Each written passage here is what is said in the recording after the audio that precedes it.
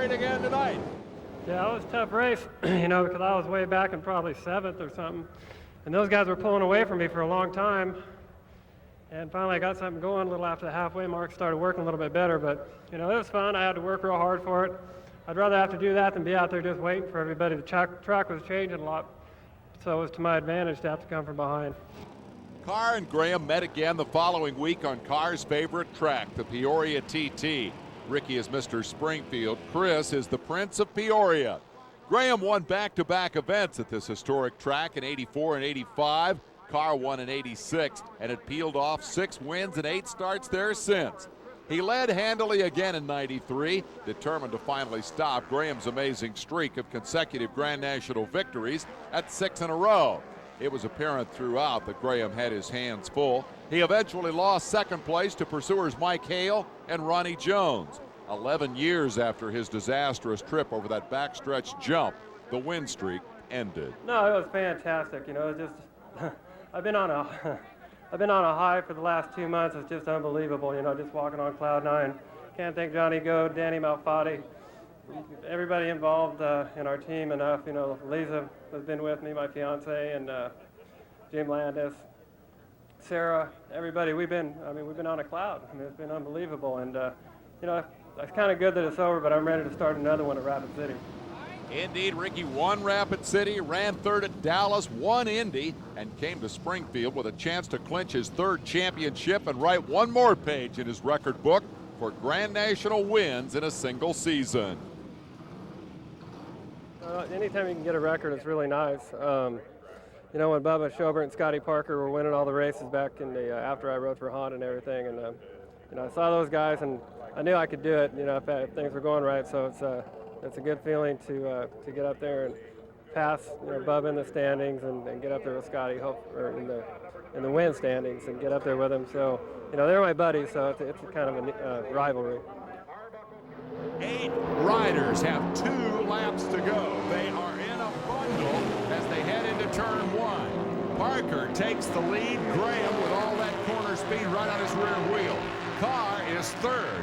He needs to go forward, and he dare not go backward if he wants to hang on to that number 1 number plate. And 38-year-old Moorhead are roaring and snorting around here, says, watch me beat on these kids here. He is in contention for his best mile finish in a long, long time. He's won on the mile. It's been years ago that happened. The white flag waits. We're getting down to it. Across the start finish line, the final mile at Springfield, and it's Moorhead who takes the lead in turn 1. He's around Graham. Graham will try to knife back underneath, can't get there. Moorhead, with that strong Skip Eakin horsepower, leads him down the back chute. This would be a huge upset. He pulls out a 2-bike length lead. Here comes Carr up on the top. Graham takes the bottom. Graham's going to try to lead it off the final turn. Graham is going to try to win the race and the championship. Carr back there in 3rd. Oh, here comes Parker around the outside of Carr. They're 1st and 4th. This could be it. Graham down to the wire. Graham wins it. Carr is 4th. It's over. Graham has won the race and the championship. Ricky Graham breaks the all-time single-season win record.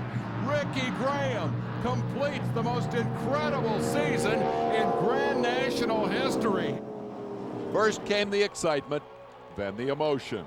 The passing of the championship emblem. Ricky Graham, there's a whole lot we can say about your performance this year.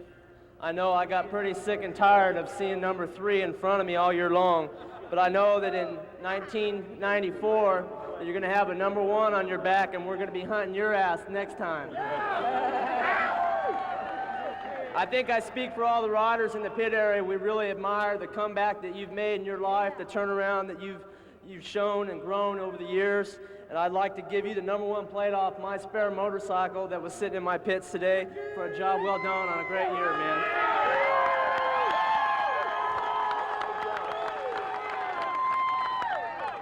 The championship decided, the concession speech eloquently delivered by the dethroned king of the sport. The heroes of dirt track moved on to the series finale. The Fairgrounds track at Pomona, California is a big half mile. It favors a guy willing to steer it with the throttle.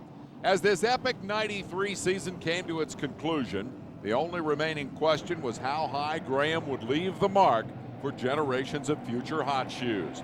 The championship in hand, he could have cruised, but he'd long since proved he was no cruiser. Ricky, at his best, always came to win. There are a lot of ways to go fast on a dirt tracker. All require courage and skill beyond the imagination of mere mortals. But at the end of the day, the best way to leave your mark on this sport is wide open and around the outside. There was a great race that night. For second place, Ricky didn't see much of it.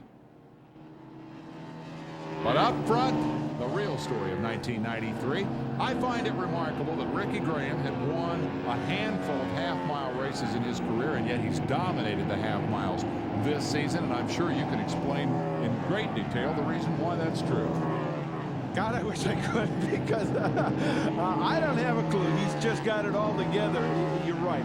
He hasn't been a dominant player on the half miles, and he's certainly been exactly that this year. Are you among those who subscribe to the theory that there really is something trick about that motorcycle that's made it work better on the half miles, or is it just the way he's riding? I think it's a combination of both. I think he's put in a dedicated effort this year, and they have an excellent motorcycle with great backing. It's a combination of things. Well, they've certainly got the thumbs up from Lisa Foreman and from everybody else in Grand National Racing. Ricky Graham on his final tour of the Pomona Half Mile. Ricky Graham will set the all-time single-season win record at 12. He has 11. His 11th victory clinched the championship. This is purely icing on the cake. And sweet indeed was the taste of victory number 12. All season, the best in AMA dirt track competition had chased Graham in vain, fought their own battles for leftovers, and now it was time to reflect. Well, I was telling Johnny Goad, before the main event that 2 years ago when I raced for Johnny here, I did not sign a single autograph after the races. So that tells you where, we were 2 years ago. So just a phenomenal comeback, and, I just have to dedicate it to Johnny giving me the chance to ride the Hondas again. They were Hondas that he had gotten from Honda when I rode for him, so I was confident with the motorcycles. Johnny Goad and Sarah and Danny Malfatti, Jim Landis from Tier 4, we put together the Undo Racing team, and it was just a combination of everybody working hard together, and it got me pumped up, and we did it. Oh, they did it all right. Did it together. Did it as a team. Did it to prove a point. Did it better than it has ever been done before. Perhaps better than it will ever be done again. But in the end, he did it. For all the support and love and mechanical genius the team provide, in the end it is one man who sits alone in the saddle, twists the throttle, tests his skill and courage, and does all this for reasons all his own, in the face of challenges we may never understand. For his heroics, Ricky Graham won trophies and money and championships and respect and admiration and love, and a permanent place in our hearts and in our memories.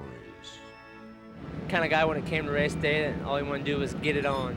He wanted to have fun and race hard, and I think that's what he wants to be remembered most by, that, and the fact that he felt he was a good person, and which I believe too. He helped me live my dream, and that meant a lot to me. As a racer, that's how Ricky Graham would want to be remembered, as a racer. He was a racer, and he could ride a motorcycle, and he knew he could ride a motorcycle. When he got on it, he felt at home. I miss him being here racing, I still thought I seen him, instead of somebody else here in the racetrack, and I thought, oh wow, that was Ricky, but and no, it ain't, At DeCoin, Brian went out in his heat race, and he came in, he said, I never shut the throttle off, I never shut the throttle off. And I said, Ricky was on there with you.